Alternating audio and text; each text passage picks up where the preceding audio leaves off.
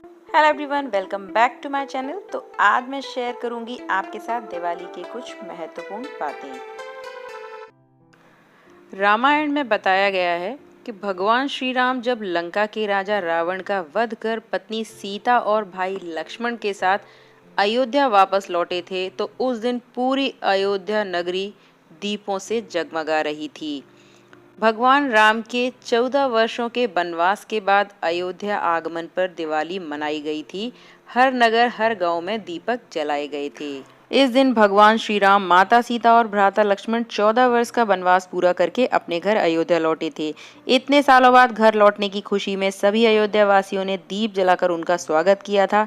तभी से दीपों के त्योहार दिवाली को मनाया जाता है। यह त्योहार कार्तिक मास की अमावस्या के दिन मनाया जाता है। हिंदू धर्म में दिवाली का पर्व कार्तिक माह की अमावस्या को मनाया जाता है। कहते हैं कार्तिक अमावस्या पर मां लक्ष्मी रात्रि में स्वयं भूलोक पर पधारती हैं और घर घर में विचरण करती हैं।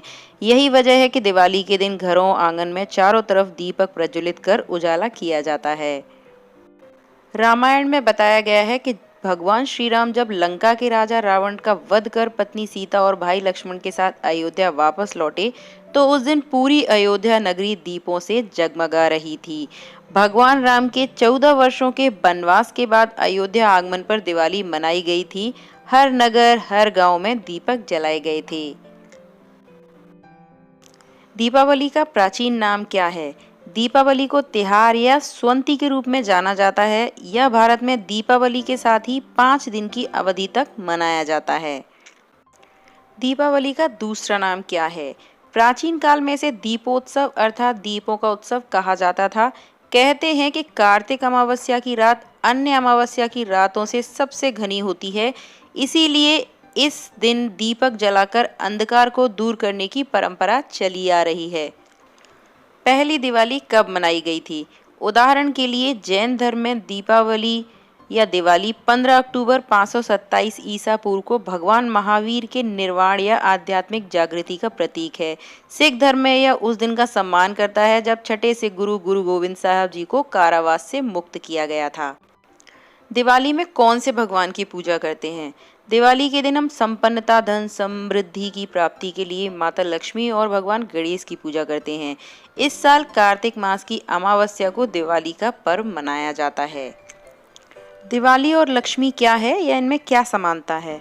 दिवाली या दीपावली, जिसे रोशनी के त्योहार के रूप में जाना जाता है, में बुराई पर अच्छाई की जीत का प्रतीक तेल से भरे छोटे छोटे मिट्टी के दीपक जलाना भी इसमें शामिल है।